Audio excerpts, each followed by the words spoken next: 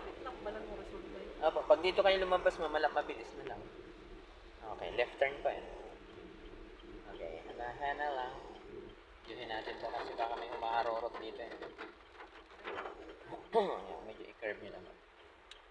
Konti naman. Okay. Tingnan nyo yung mga padating na yun. Diba, lapit kayo. Lapit pa kayo.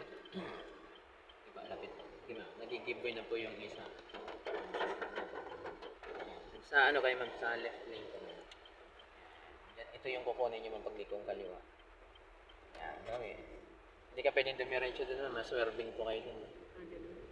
Hindi yung hinuhuli ma'am sa Manila. Nahuli kami dati doon. Oo, swerving.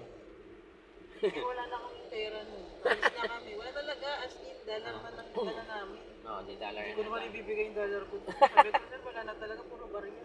Pwede na po yan, ma'am. Grabe. Hindi mo mga yun. Parang 20 pesos na lang ata yung barya namin. May pang ano lang eh na. May pang tubig. Kakaiba itong mga... Ganun talaga doon. Magkano ba yan? Magkano na lang ba? Akin na yan, pwede na yan. Mga ganun. Naranasan ko rin yan doon, ma'am. Dami niya pang sinabi, pupunta pa kayo sa ganito, sa ganito.